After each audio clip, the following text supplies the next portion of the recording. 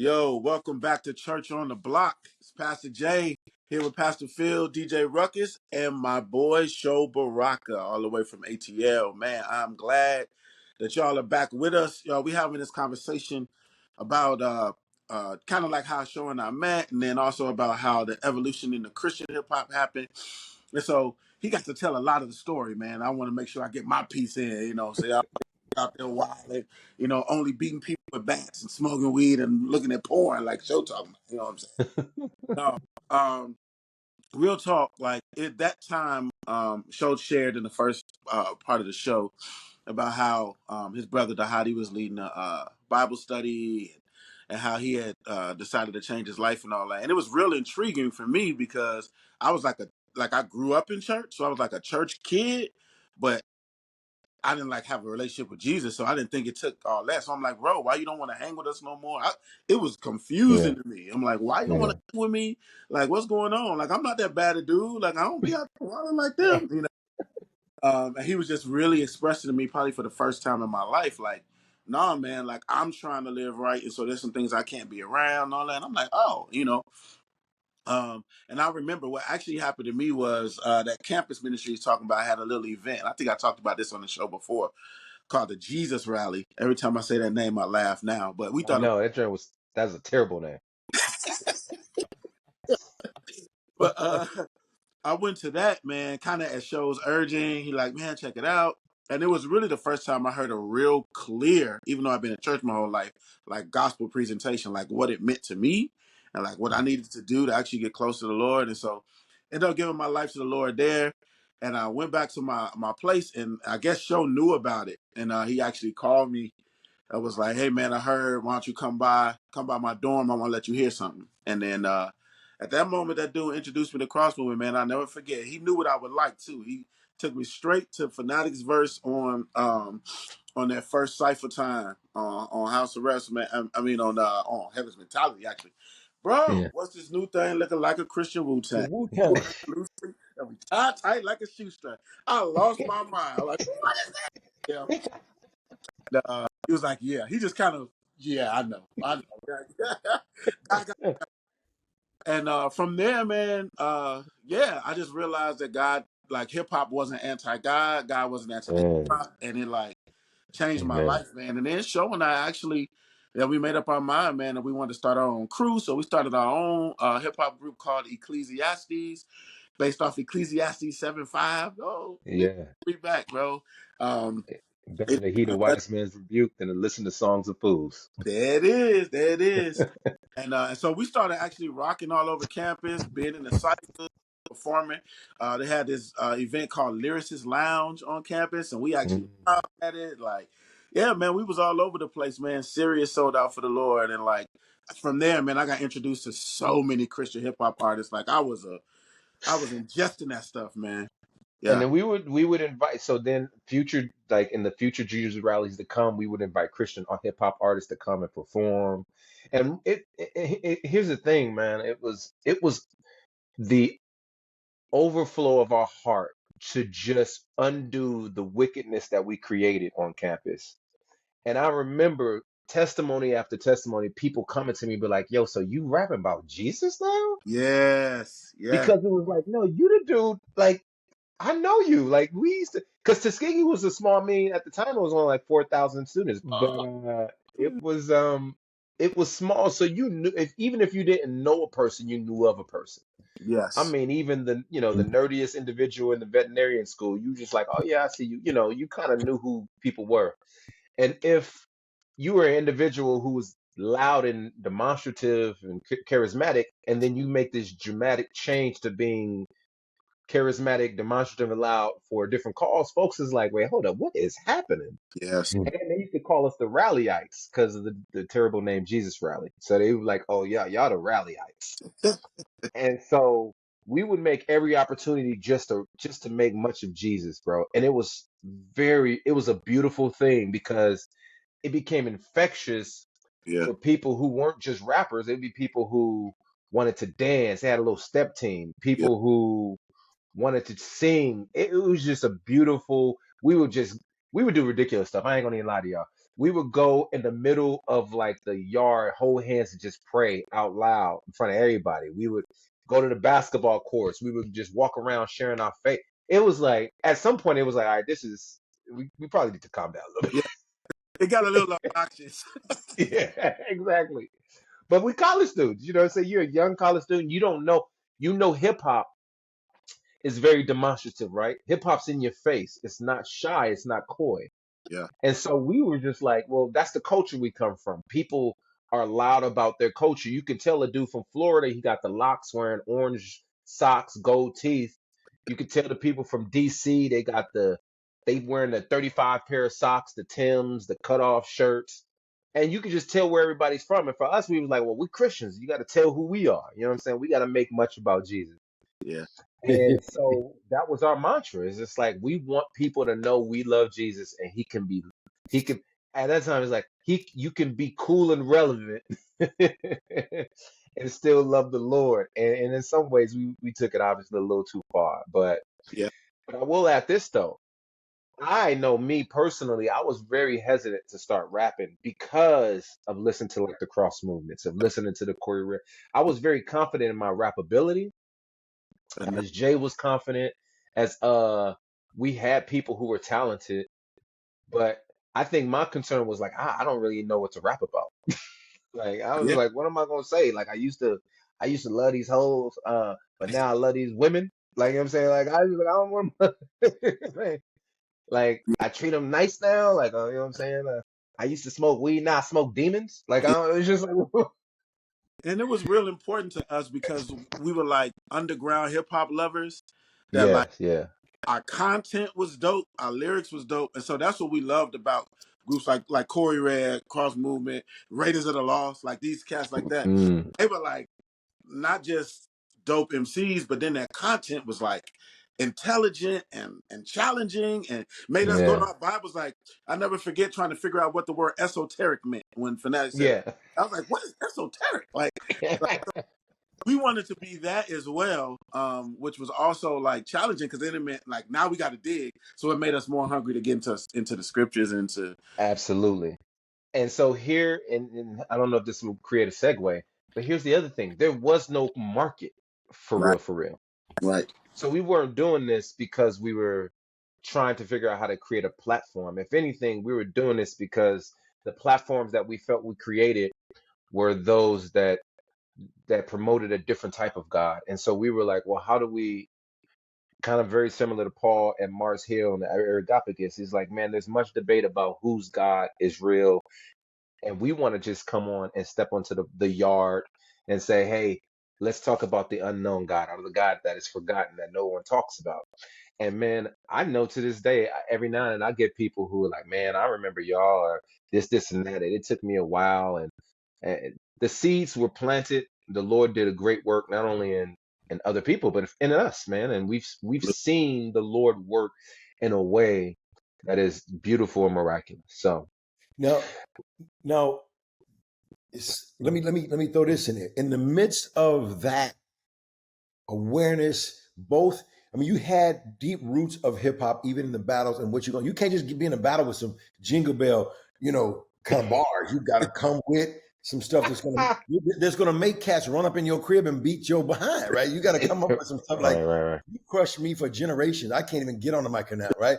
So you come from that stock, that mindset. That's real hip hop, right? And you go into then this whole Christian hip hop with not aware of perhaps its way of doing things, right? But you still had that root of we want to come with that esoteric. We want to come with Afro sacred tabernacle dwelling. We want to come with that. That's crazy.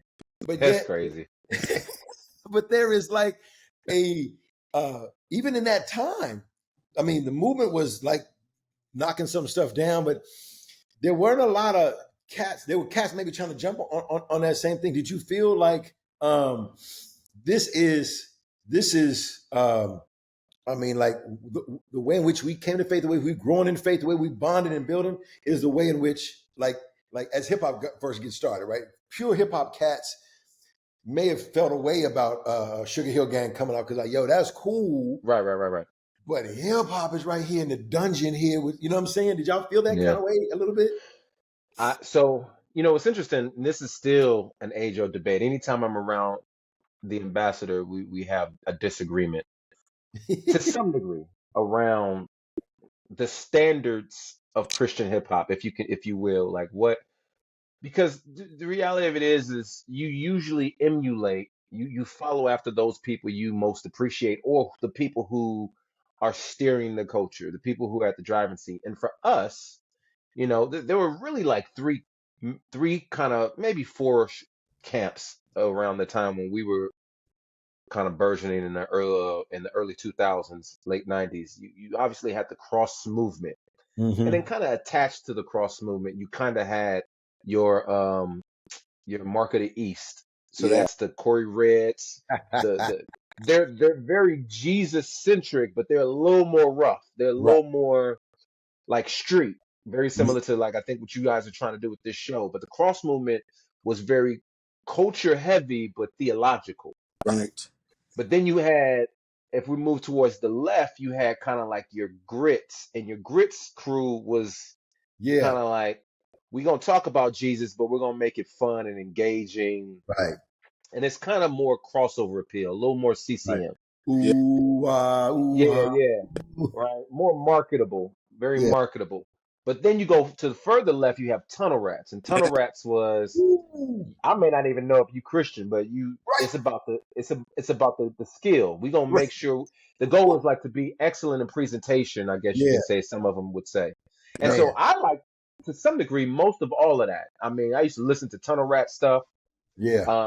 I used to listen to Cross Movement Heavy, and I listened to Market East. I wasn't the biggest fan of the Grits, but I would peer in every now and then. Yep. Yep. Mm.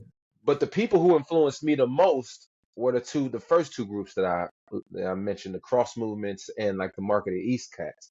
And Yeah. for us, it was like, I think they kind of created a cultural understanding of how you're supposed to approach this genre. And in some ways, I think I did lose a little bit of the critical hip hop edge, Mm. and just trying to be, how can I just be very theological and evangelical? You know what I'm saying? I just want to rap about Jesus, Jesus, Jesus, Jesus. And I think, to fast forward maybe a decade later, that's when I was like, you know what? Let me not lose the Jesus necessarily, but how do I begin to swing the pendulum a little bit more towards being an artist who thinks deeply about his art? Not to say that the cross movements didn't think deeply about their art, but I Right. do think there's a level to where the presentation of Christian music gets to a place oftentimes where the message is more important. The content is more important than the presentation of the content. Mm. Mm. And I think you don't have to sacrifice either. You can communicate the content that is extremely Christ-centered and strong theological and deep, but it can also, the presentation of it can be very, very, very masterful. And And so and at I'm some with you. point, I mean, the thing is, it takes work to do that. And yeah, it see, does. my thing is, Stevie Wonder album came out once a year. You would be begging for another Stevie Wonder album, but you're like, nope, next January. I'd be like, what? But you still jamming because every song was a killer. It took him a Yeah, year to put that boy in the oven, bake that boy. But when it came out, 12 songs was killing.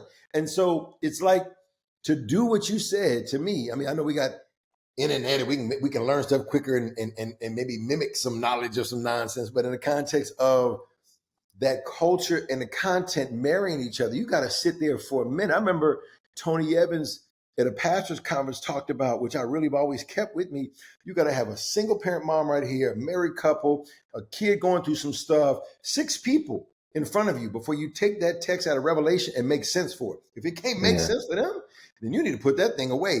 You're like a fifth grader, like a fifth grader can understand it, right? So I say that culture, and that takes a minute to bake absolutely. that boy. And I don't necessarily know how stuff has to, because Muggs is posting on so regular, and Muggs has got new albums out every 15 minutes. Are they really baking that piece with a culture, either the I don't know. culture heavy or content heavy in that context? Well, I think also people, and this is just my own. I think because relevance and presence is such a reward these days.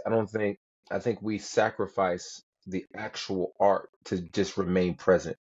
Mm. And so because people are trying to make sure that no one forgets about them, they're putting out content at a rapid pace, which I think it dilutes the quality because you're not giving yourself the opportunity to simmer, as you say, and bake and to live in the valley. It's, the analogy of ascending the hill and descending.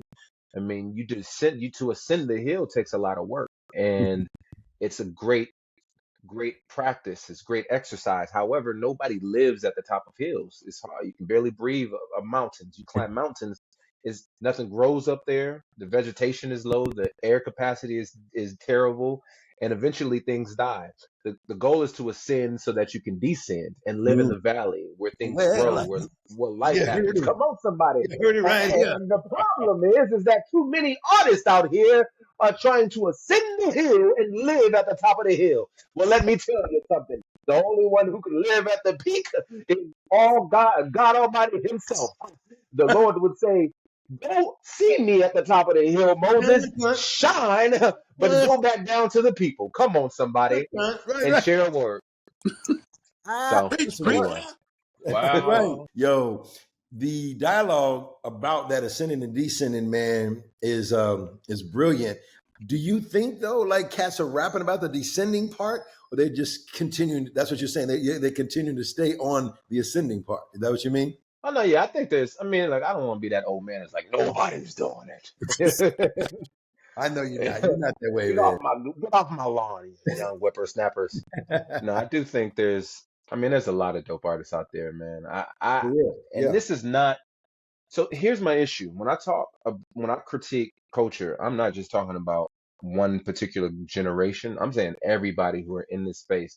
We got to be mindful of what we're talking about. I do think there's been a correction, overcorrection, if you will, um, of people who've been frustrated with the, I guess you could say, the direction of Christian hip hop because it's been tethered to either youth movements, it's been tethered to white evangelicalism, it's been tethered to Christian music markets, and so they're like, well, how can we? And when I say I'm included in that, how can we begin to be more engaged in black churches like it once was? How can Yeah. we be more how can we begin to own our own institutions and pipelines of distribution? Yeah. How can we not just only care about the context of which we rap about, but also the actual quality of the music and who we work with? And I think in that pivot, sometimes people overcorrect, and that's just the Mm. nature of human beings and human behavior. Mm. And I think what needs to happen is usually with the people who lead the charge, they change the direction, very similar to Crossmoon. Crossmoon was a very didactic group, and Right. the people who followed and loved them was like, I want to make music like that. Well, Right. now that you have the pioneers, or not the pioneers, but the gatekeepers of Christian hip hop, kind of making music that's more cultural engaging and not necessarily church focused. Folks are like, oh, let's make music like that. And it's Mm. just the nature of Right. human behavior. And so Yeah. how can we get people to see, like, no, we need people making music for the church and we need people making music outside of the church as Yeah. well. Yo, we're gonna be right back with Sho Baraka with some more conversation. We're about to get into it. Yo, Church on the Block.